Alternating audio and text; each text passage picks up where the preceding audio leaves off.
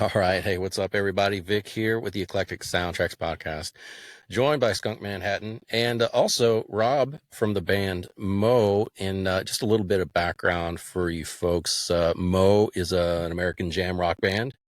I first started playing in Buffalo in 1989, if I believe, right, at a Halloween party, and then officially formed in 1990. I've been on a roll ever since. First album came out 1992, titled Fatboy. You guys have done some touring, opened up for the Allman Brothers and the Who at Radio City Music Hall, played at Woodstock 99. I've been a regular performer at Bonnaroo Music Festival. And yeah, and you're here chatting with us today. So thank you, Rob. Appreciate it. Yeah, man, absolutely. Thank you. Cool. Awesome. So Halloween party, huh? Well, shit, yeah. I mean, 1989. It wasn't really even a Mo gig. It was I met my one of the guys in the band. I met him in college. Yeah. And, we played, a bunch of covers in some chick's basement. It was a long time ago. That's how all great bands, all great bands start. Yeah. See, it was 1989. Yeah. It was 1989. You could say chicks. It was okay back then. Yeah. Now we're gonna cancel you, dude. Yeah. You've already been canceled. Okay, so I'm not canceled now. I'm not sure what I could do at this point. I hear you. yeah, so we're all are all you guys from Buffalo? Is that where you're from originally? Well, that's where the band started, but no, we're all from the most recent member is actually from New Hampshire, Nate Wilson.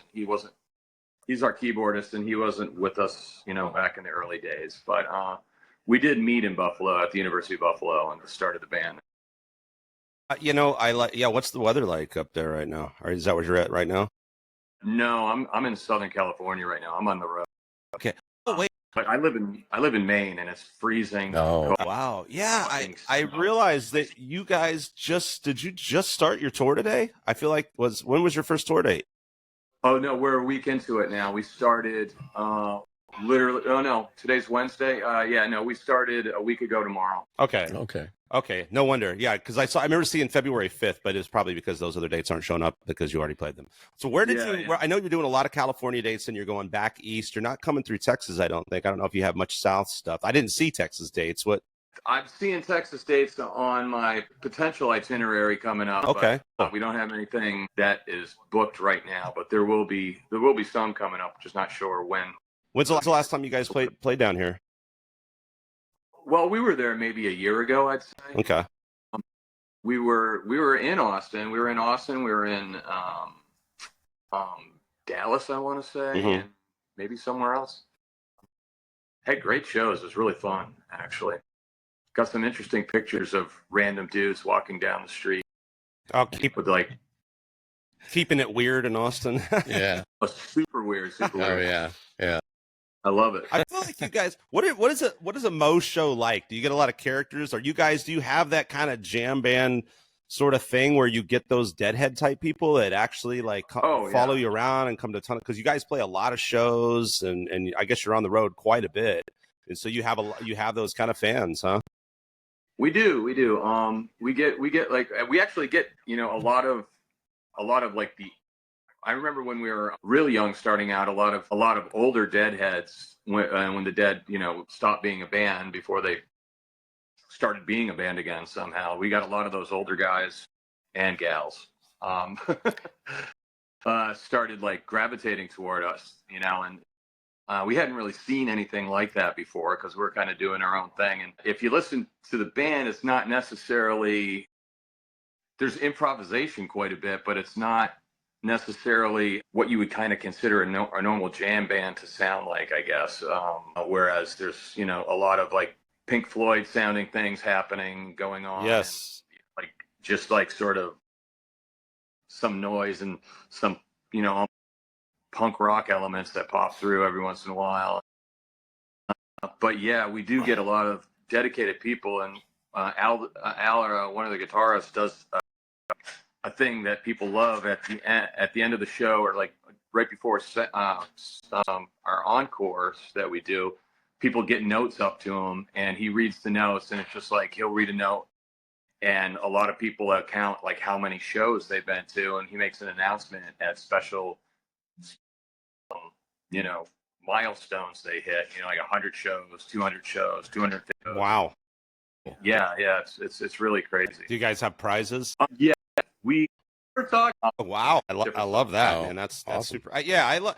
There's different schools of thought, and I want to say a few things. Like, some bands are like, we're going to play that, and it's certainly with a lot of modern styles, and with the click tracks and the in-ear systems. And where are you guys actually with that stuff these days? Have you moved into that phase, or are you more organic? And how do you form? Still yeah. Yeah. No, we still do all our own backing vocals. We don't play to a click track. We don't have, unless we, once in a while we might have some sort of comedic like sound effect. Sure, yeah. We have not gone that direction. I was surprised to find out the amount of bands and certain bands that actually do use all that stuff. A lot, yeah. But no, we're kind of fortunate to have a drummer who's like basically a human metronome. So yeah, that always helps. You got the robot drummer. Yeah, he really is. It's kind of crazy. Although I did catch myself like a show the other night just kept getting faster and faster as we're playing it, and I can't remember what it was, but I really wanted to bust his balls about it because they cried on being like, and I totally forgot. By the time the show was over, I completely forgot about it. Well, now you're doing it. See. Right, here's the podcast. I mean, every drummer needs their balls busted once in a while. Yeah, most of them really need their balls busted, frankly. But no, to have a great drummer, I mean, that's the backbone of the band. It's so paramount. So yeah, I love that, and I love that, and especially with a band that got yeah. And you're right, man. I would not describe you. There's certainly jam band elements, but what I really liked. Listening through, I mean, you got a lot of material, so I haven't listened through everything, but I've listened through a few albums. I've listened to the new album, which I love. Is that the first album with keyboards, the new keyboard? Nate, is his name Nate? I'm sorry, I forgot. Yeah, Nate on it. Actually played, we've had keyboards like on albums, and Nate's actually played on other stuff that we've done in the past. But when Chuck, our guitarist, had a stroke back in, I don't know, was that 2020 maybe? No, I don't even know what year it is now. No, but he does. Yeah, ever since 2020. Yeah. Nate came on and we did shows while he was recovering, and he came on and played keys while Chuck was down, and we ended up deciding that it was a good fit and wanting to keep him. But I was just still thinking about the click track thing and backing, like, Led Zeppelin never used a click track, and like, even Yes, a band like Yes never would like. So like, why do you need one? What is the point of doing that? I mean, I don't know. Things evolve, and I try to not be the begrudging old fart that just rails on all the younger bands. I mean, but I think I think from a younger band standpoint, maybe it's just like they're growing up with like that's just the way it is or something, right? You play an 8-string guitar and you have backing tracks and click tracks. So there's a time and a place for everything. Certainly with a band like Mo, it doesn't seem to make a lot of sense, right? And you're right. I think a really great band. I'm the same way. I'm kind of old school.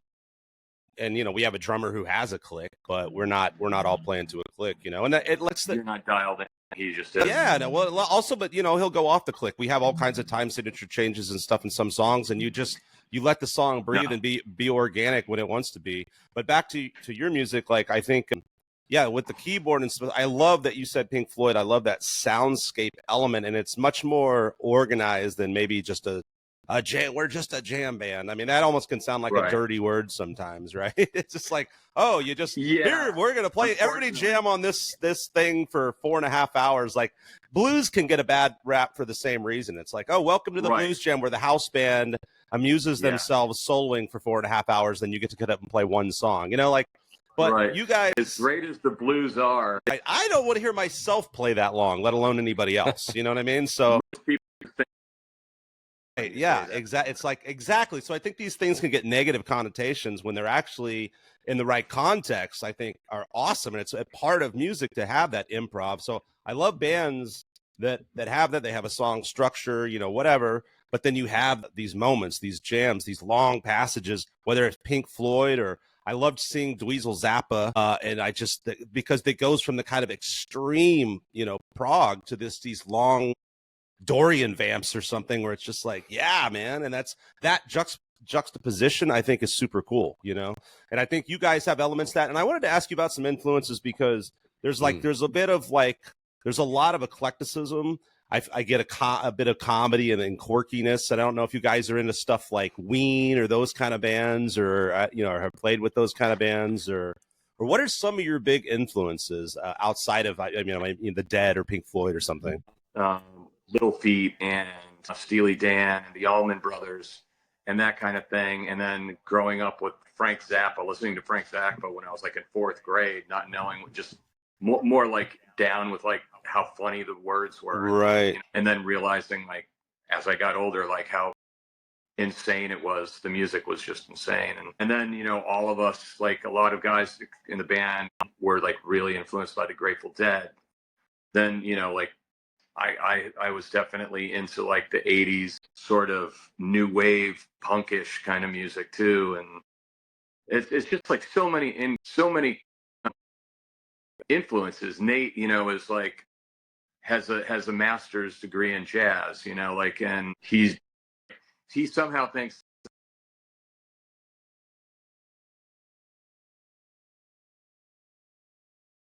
all right. All these records that he makes on his own that have like, you know, he's done every instrument on the record, and it's all like, you know, like really edgy prog metal, somewhere close to Coheed and Cambria, or like even further than that. So all these things are just, all these elements just get brought into the band. Yeah, it's great. No, that's great, man, and that melting pot is what creates, I think, continuous interesting music, right? If everybody listened to, and I don't want to knock other bands too, because there are bands that kind of have a handful of bands that they listen to and their sound is real similar, but it's done well and they're great at what they do. But I'm very like you, I'm very eclectic, and it's, you know, it's just I'm all over the map. My ADD listening to music and playing music, and I think like it's so cool when a band has members with all these different influences that come together, and you really get, you know, you're really able to stamp something unique of your own, even if you're put in a label, right? Because immediately when I started listening to your music, I was just like, oh yeah, there's a lot of stuff going on here. There's a lot of elements at work, you know. It's more of a journey listening through than it is just like, cool, yeah, next song sounds kind of the same, you know. But it fits into, there is an overall cohesive sound, which is cool, you know. Do you guys do you always work with different producers and engineers? Do you have guys that you've been going to? Like, tell us a little bit about your studio process, how that's evolved over the years. Who'd you work with on the latest album? Well, we've produced the last couple albums ourselves.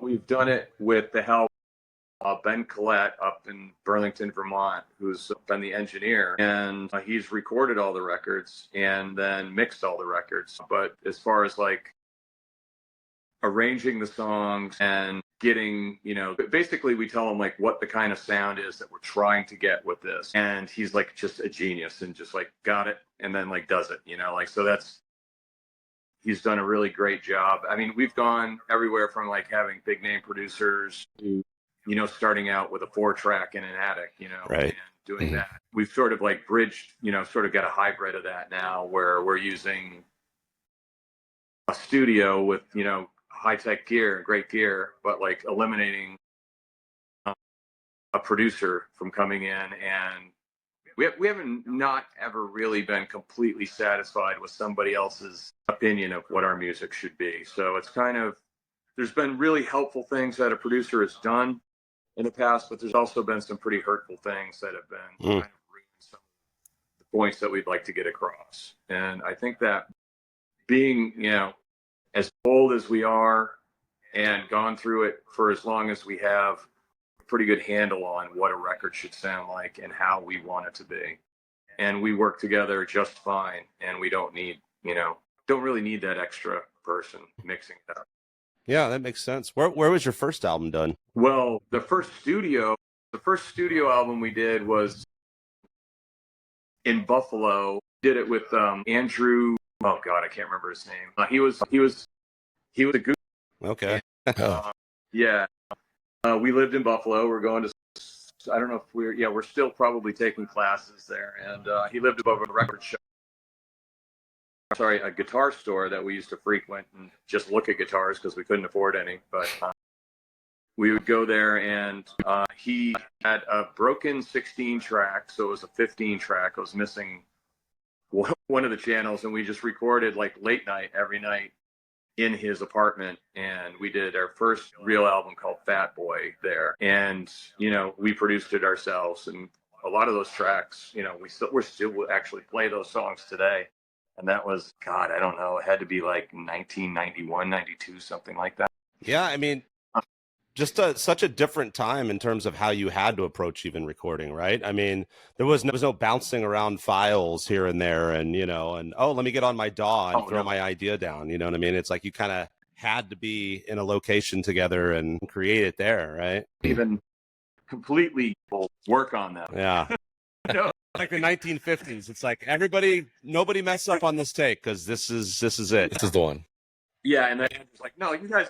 You can do your vocals later. We could punch in a guitar. And I was like, really? Oh, that's cool. Yeah. But we were doing it all to 2-inch tape, Yeah. I mean, it's kind of similar with the backing tracks and stuff today. I mean, that would have been impossible or just a nightmare to create all that. As speaking of Pink Floyd, just reading about some of the innovations guys used to have to do, whether it was Pink Floyd or Kraftwerk or whoever, right, in the 70s and stuff, that they innovate, and obviously George Martin and the Beatles, but with tape, and like figuring out how to do, I can't even remember what it was, but reading about how they did Money and the intro to that, and then things about like something with Shine On You Crazy Diamond, like they recorded a whole, I don't know if it was that song, I guess that song, and a whole big thing, and then there was some reverb or something that wasn't supposed to be on, and they had to redo the whole thing. I mean, it's like a nightmare. You know what I mean? Like, don't quote me on that, but there was some thing where now you could just be like, cool, we'll just get the DI and then we'll reamp it and then we'll put the plugins and we'll do the blah. But I mean, having said that, there is still a place.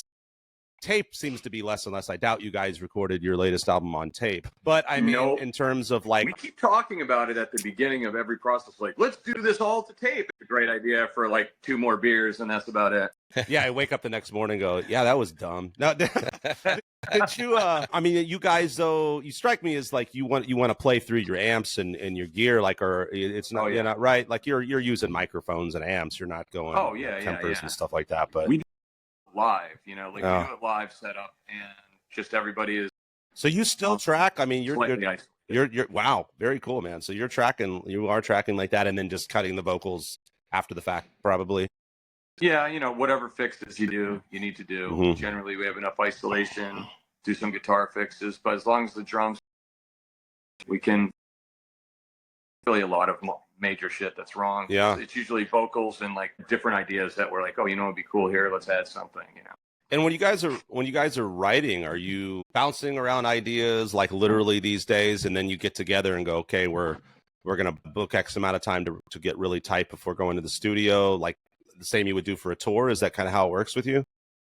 Yeah, I mean, for some of us, yeah, I do that for sure. Like I come up with a basic idea. One of the tracks on the new album is called Bad Country, and Nate had come up with a groove, and he sent it to me, and then we kind of hashed it back and forth, and it wasn't a lot of bass work for me to like come up with for that tune, because he was doing it all with his left hand, and I just kind of copied what he was doing, but I came up with all the words for the song, and then we're able to go back and forth with, at our own homes, and kind of get it arranged. In terms of writing, does everybody have somewhat of a equal say in the writing, or are there a couple of primary writers? And I mean, how does that whole thing work? In the past, it had been mostly Allman, myself doing all the writing and like the songs, and would usually contribute a song to an album. He hasn't really been as productive as, he used to be since his stroke. It's been hard for him because he's doing a lot of work on just getting working on speech and being able to play. He's just puts a lot of effort into that. So he did have some ideas that just weren't flushed out and ready to go for this. Probably need more help from us, but we were kind of flush again. We were flush with a bunch of ideas from Nate and myself, and now for this album, so we just went with what we had at that point. And the only real collaboration thing that made it was the thing that I mentioned with Bad Country. Cool. I want to come back to this album a little bit, but actually, where did the name come from?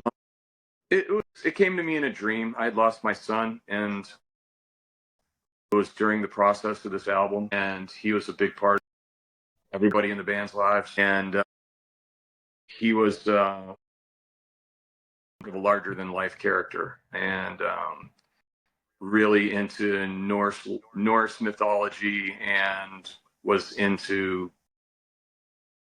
Dungeons and Dragons, and also was like really was writing, and did a lot of writing, and had a whole thing about giants that he was working on.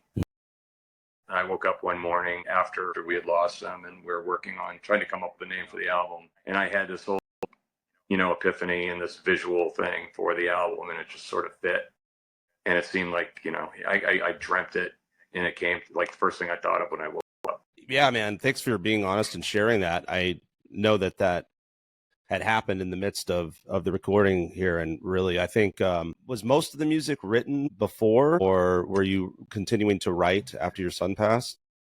We had written it all before, but like there was all these weird correlations that were happening. Like the night that I lost him, before I found out, I finished writing the lyrics for Backcountry, and they were just all about loss and all about him, and I didn't realize it at the time, and it was like so weirdly connected that it kind of freaked everybody out. And then when we decided to call the album Circle of Giants, Nate was like, I have a song called Giants, and we're like, oh, and then he like sent it to us, and we're like, holy shit, this is perfect. Oh wow. And then we went up to my barn in Maine, and we just recorded like a couple extra things with our monitor engineer. We did Giants and Beautiful Mess, which we hadn't planned on putting on the album at all. Where did the name Mo come from? I wish it was a great story, but it's not. We were 5 guys named Mo originally back in 1989, and there are different guys in the band. It was from the Louis Jordan song, but at the same time, it was the Louis Jordan song called 5 Guys Named Mo.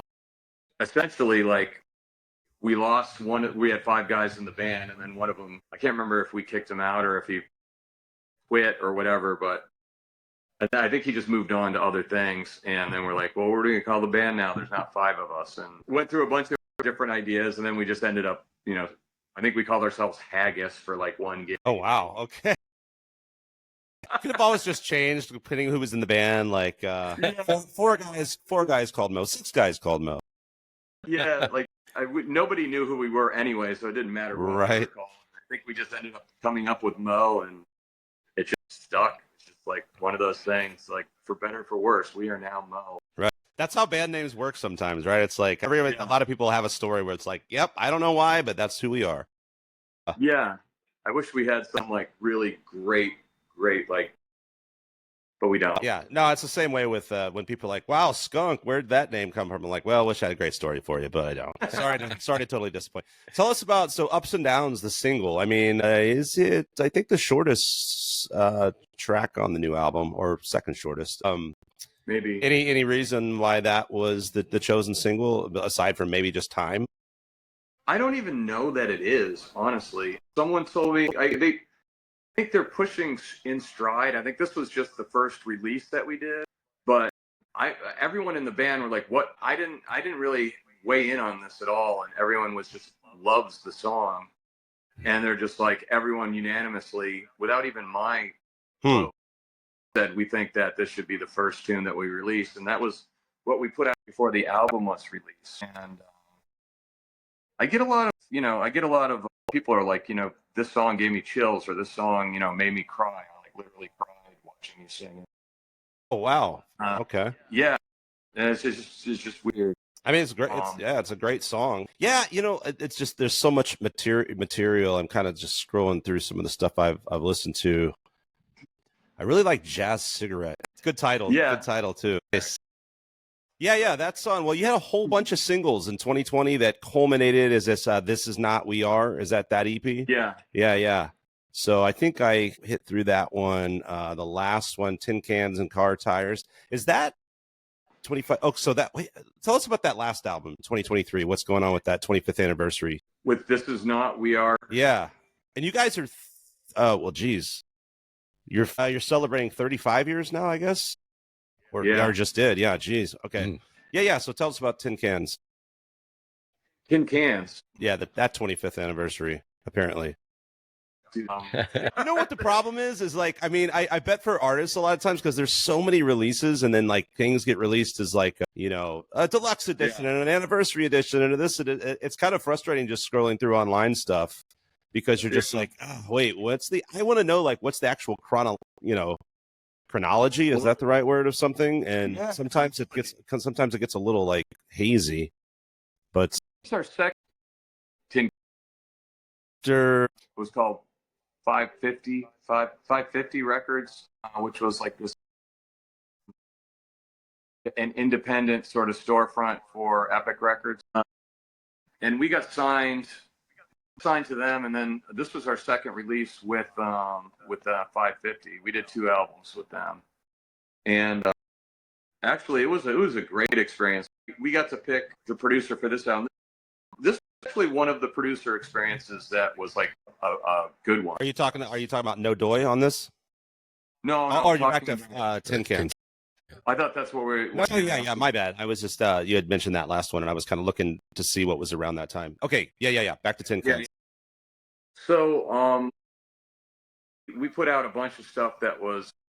I mean, we did a lot of work recording like up in the Catskills. We rented like this weird Catskill mansion that we kind of just took over in the middle of winter. It was almost like a Shining situation, except it didn't go south, but it was like major snowstorms, and we just like lived there, worked on the entire album, and came up with all the pre-production with the producer. And he was like it was still going to take with. Oh yeah.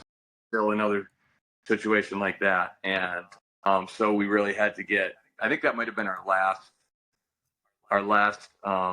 analog sort of recording that we did.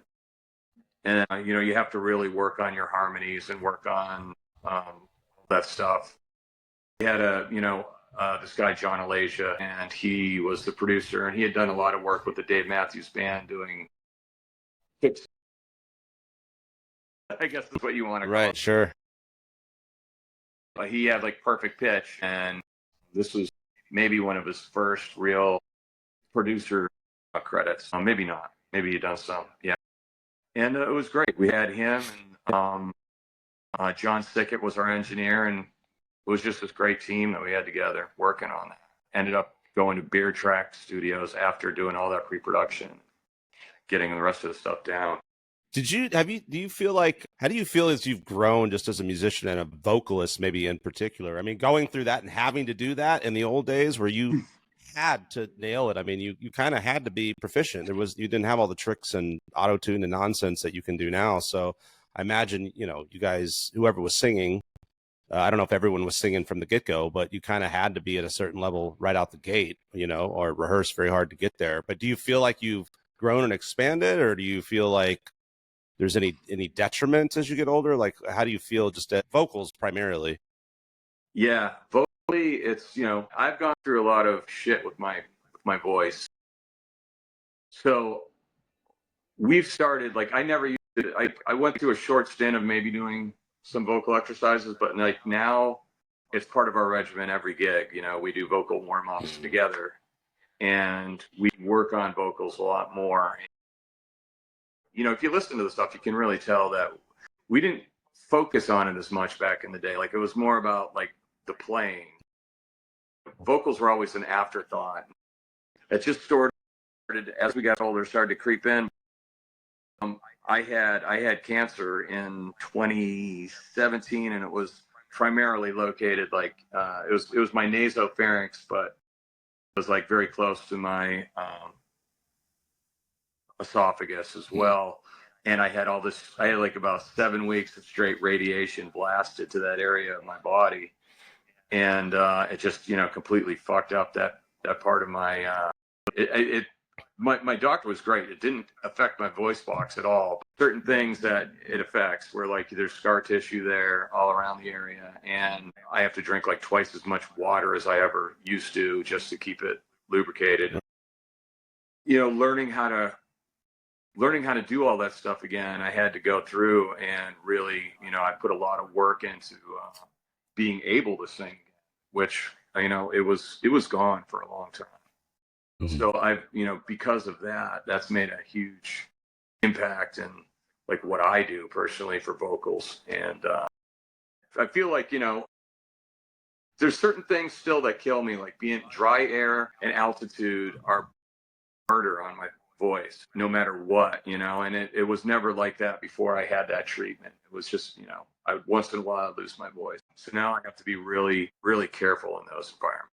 Yeah, I've noticed from just an age standpoint, and I've had, not for those reasons, but just surgeries that I don't think directly affected me. But yeah, you start going like, you have to think of these things and hydration, and you can't just the young kids can just smoke and drink and roll out of bed and go scream. It's like until they can't. But I mean, the album sounds great, man, and you guys obviously are, you're not, it's not, you don't sound like robots. It's like human beings, so thank God. So I mean, yeah, props. I mean, it's really great, man. What about bass? We want to respect your time. I have a couple more questions. Like, what bass? You got any particular huge influences for you as a bassist? Can you say that again? Do you have any particular influences as a bass player that really influenced you? Well, I mean, when I first started playing bass back in the 90s, it was just like, Les Claypool, Fish. Yeah, cool. Stuff. But, as you grow, it's just like, I really dig like John Paul Jones bass lines and stuff that has to it. That's really cool. Bass is one of my favorite instruments because I just think you can make a song. You have a handful of chords and the bass line can just make the song. And I love that. It really goes to show. And I think sometimes as a young, at least, I don't know how it was for you but a lot of guys, especially if you're a rock dude, you get into like riffs and it's like you get all these riffs and you got all these chords and but you don't know how to write a song. And you realize, 2 chords, 3 chords, you don't need a bunch of chords, but like, what do you do with that? That's the production, and a bass line oftentimes too can make a song. So I think that's really cool. It's interesting to hear you say that as a bassist. Yeah. What do you got, Vic? I'm sorry, man. I'm kind of hogging the question. I'm going to bring back an old question we used to ask. Any funny road stories or any funny stories from the road that happened that if you wouldn't have been there, you wouldn't have believed, right? So anything stupid, out of the ordinary, that now you look back and you're like, that's hilarious. That makes me laugh. Which one, right? Yeah, which one? Yeah. Which one? And also, like I am the guy who is forgotten. So like if Jim were here, he'd be like, well, there was this and there was this, and he remembers everything. I'm like the guy who like forgets like what I had for breakfast. So I don't know that I can answer that question too well. No worries. Throw that out there. See if we can bring that question back. We've had some pretty hilarious ones, and I mean, there's some that I just don't want to implicate myself. Those are the best. Those like a couple of ones. Yeah, I know. And I'm just like, oh, do I say that? So I'm just, my lips are sealed. All right. No worries. What happens on the road stays on the road. That's why there went to 4 guys in Mo. Like it was like, no, he wasn't willing to take the sacred oath of, secrecy after the horrible things that happen on the road. Do you guys, were you like, no one ever knows what became of him, actually. Yeah, nobody. Yeah, exactly. He's like somewhere in the bottom of Lake Superior. Yeah. Were you guys, I'm assuming, just in the early days, just piling in a van and then, and all that kind of stuff? Back in those days, not even a van. Initially, it was 2 cars, and we would strap our PA stuff, like, on top of the car. Oh my gosh, wow. It was crazy. And then, like, we would stay, there was, like, gigs where we, like, literally would crash people's houses and sleep under their ping pong table. And, there would be a party there. And like, I remember one time Al waking up to some guy, we're both like sleeping underneath a ping pong table and some dude's just like pissing on the floor. And, then eventually we moved in together and got a van. We had like a diesel van that we had to blast hairspray into the carburetor to make it start. There you go. That stuff is harmless, like those Right. No. I guess I do a little bit of ruminating. Yeah. You're leaving out the part about the time you lit yourself on fire and ran through the streets of Buffalo naked. Like that. Well, that kind of. Yeah, actually, we were hanging out in our house. I remember, and the drummer for Moon Boot Lover at the time was Allman. I can't think of his last name. But they were hanging out with us, and we had a fire in our. We had a fire going in the place, and it was probably a major fire hazard, and there shouldn't be a fire. For some reason, the chimney, because like he got he jumped up, ran the door, freaked out like a screen door, and he didn't see anything. Well, there you go. I mean, yeah. I mean, oh man, I can't even imagine just like, because it's inevitable, right? You think like the high you get from being on stage and it's, and just the fans and all like it makes it all worth it. But especially when you're at that level that most bands have to start at, and some never get at, that many still exist in, no matter how long you've been doing it. It's like that's kind of the weird thing about touring, right? Is like it's all that grimy, crazy shit that happens. It's just like, and sometimes it's the worst thing in the world in the moment. But now you got endless stories for well, not you because you forget them all, but other members of the band, the metal guy, right? I've like early onset Alzheimer's right now. You've developed that just to say, I can't remember all these things. It's too much, man. It's too much. Yeah. Well, cool, dude. Let's see. Yeah, I really hope you guys make it down to Texas. I'd love to see you live. Yeah. It's very cool. We will be down there for sure. Very cool, man. Haven't got it nailed quite down yet. Just general, how long are you on the West Coast? Do you have any idea, or you kind of just go where they tell you? We got this week in California. We're leaving San Francisco. We're playing there Saturday.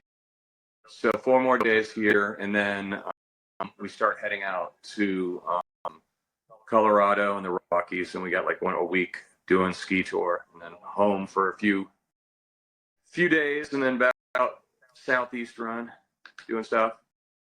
Right on, man. Work our way down the coast. I just want to make sure I say everybody's name right. Mo is Al Schneer. How do you say it? How do you say his last name? Schneer. Al Schneer, guitars, vocals. Chuck Garvey. We hope a full recovery to him. Yep. On guitars and vocals. Yourself, obviously. Jim Laughlin, the metalhead percussion and vibes guy. Yep. Vinny Amico, drums, and then the newbie. Sort of newbie, Nate Wilson on keyboards, which I love, man. The new album sounds fantastic. Not to say that your other stuff doesn't, but it does bring in a little more of a soundscape. Is not the right word, but you know what I mean? There's just a lushness about it that's super cool, man. We're very proud of it. Yeah.